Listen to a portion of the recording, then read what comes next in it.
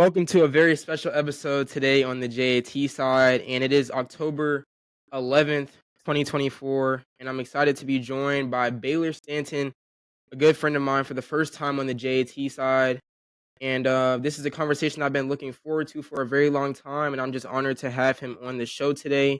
Before we get into this, I do want to recognize I forgot to do it last week. It is Breast Cancer Awareness Month this month in October. So if you know anybody who's been affected by breast cancer or anybody who has beat breast cancer, then feel free to let me know, and I'll shout you out in one of the future episodes. But like I said, I appreciate you, Baylor, for joining me today on the JT side. And if you would, you can go ahead and just give a quick little introduction for yourself. Maybe tell a little bit about who you are, and we'll get started. First of all, thank you for having me. It's a great pleasure. My name is Baylor Stanton. I'm a junior at Brookwood High School. I swim. That is my main sport, and that's pretty much all you need to know about me for this. Yeah. All right. So, like I said, Baylor is a good friend of mine, and we went to school together, obviously, for a couple of years before I transferred. And as you just heard, he is still at Brookwood doing great things. And I know once swim season starts here, and I'm pretty sure it's coming up. I'm sure he's going to be excelling, like he was last year, and that kind of leads me into my next question. But when did you begin swimming, and how did you gain an interest for it? So I began swimming when I was 6. We had just moved, and they had like a summer league team, so that's kind of where I started. It was really fun. So obviously I took interest. However, I was unaware of the year-round aspect to it. So I was swimming and playing baseball and basketball, but I wasn't really good at those, to say the least. So quickly I transitioned over. I think I was about almost 11 when I started year-round swimming at Gwinnett Aquatics, and it's always been kind of like a exercise more so than a sport for me. And then as soon as you transition to the year-round, it becomes a full-time sport. Yeah, that's pretty cool to hear. Me myself, I used to play a lot of sports when I was younger, around that 5, 6 age as well. But then I eventually decided to stick with basketball. Mm-hmm. Um, I think it's obviously a decision that you have to eventually make. There are some people who I've seen, who are great 2, 3 sport athletes, but for some people, the one sport to focus on is just better. And I think for me and Baylor, I think we can both agree on that. Um, Totally. yeah. So next question I got for you is, what is the biggest thing that motivates your success in swimming? So for a while, the motivation was just beating other people in practice. I remember I had friends who swam with me until I was about 14, and he would always be beating me in practice. So for a while, it was just being competitive and striving to be the best I can be every single day. And then recently, it's kind of transitioned to how can I set myself up later in life. Sometimes it's going to be hard to go to practice, and it's going to be hard to do the difficult sets and difficult, reps. But at the end of the day, what can I do right now to set myself up better in the future? And so lately, that's kind of been the goal is, what can I do right now that can benefit me in the future, whether it be with college or with cuts or meets or teams. It's just kind of, it's humbling to take a step back and just realize, I've gone this far, but I still have that much more to go. Yeah, I definitely I love that. And just I feel like enjoying the process as an athlete, it's something that sometimes is harder or easier said than done because you got a lot of pressures on you to do well, especially when you're an elite athlete. Like, I consider you an elite athlete, just because of like the way that you're able to consistently have that success. And I think you'll have a great swimming career. Um, as long as you decide to keep that passion and stick with it. But staying in the moment and, looking, trying to get better one day at a time, I think is something that all athletes struggle with at some point. But once you're able to kind of stay in that mindset, like, I'm going to be the best I can be today, and whatever happens tomorrow, that'll take care of itself. Mm-hmm. Because, like, small everyday successes lead to, eventually greatness. Yeah. Um, So I think, just keeping that mindset like, yeah, I'm gonna get better today and I'm gonna do everything. I'm gonna leave it all out there, or I'm gonna, put as much work in as I can today and then, do the same Yeah, thing tomorrow. totally. Yeah, and it's hard, especially with swimming, because sometimes it might not be your best ever. But in my opinion, as long as you're giving 100%, it doesn't matter whether it's your best, and it's going to be difficult when you look up and see a time that you're not super proud of or super happy. But if you gave everything you did, you gave everything that you got, Yeah. it's going to be the result at the end of the day. And I don't think you should be ashamed of that at all. Yes. Yeah. And I really like what you tied into it as well as about life. Just trying to like use stuff that you can use in your everyday life, not just for swimming as well.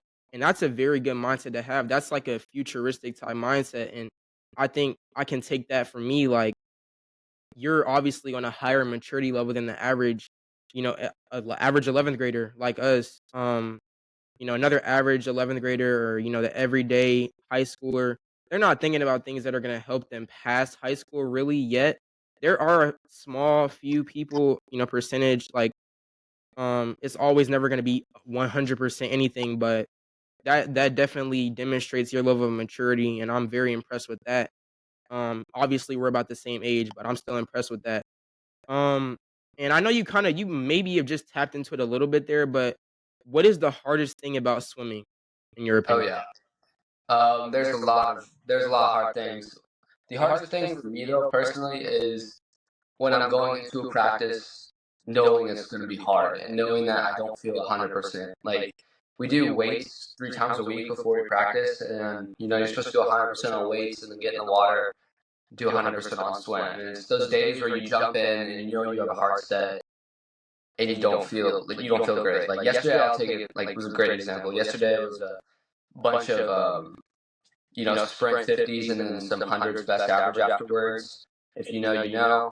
But basically, you jump in and you feel like you're not moving in the water. You don't feel like you're pulling, and you don't feel like you're kicking as hard as you can, even though you're giving that 100% that I was talking about earlier. So definitely for me, it's just knowing that I'm about to get basically my butt handed to me, and I can't do anything about how fast I'm going to swim.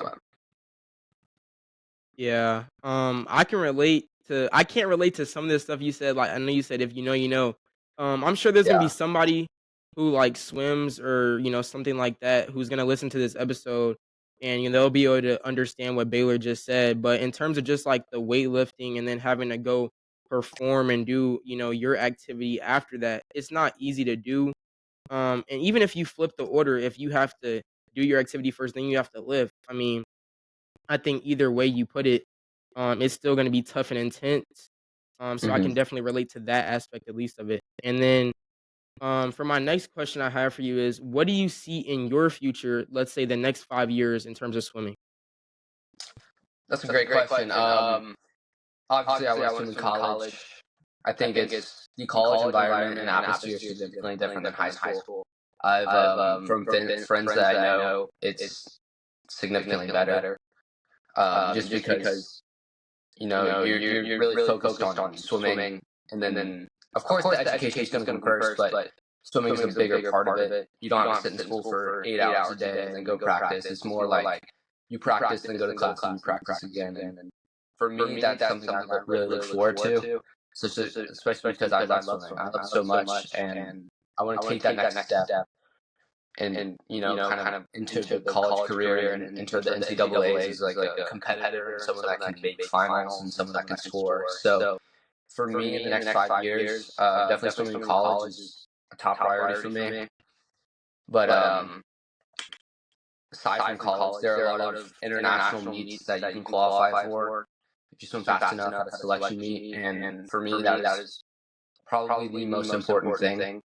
I mean, obviously, swimming fast here and there is great, but if you can execute at the right time, you can go international. And I think that's really important, especially for the development of someone that's so young. If you can go get that experience when you're younger, then in a few years or so, when we qualify for the bigger level meets like Worlds or the Olympics, it's going to have such a different impact if you've been out of country and representing the United States before.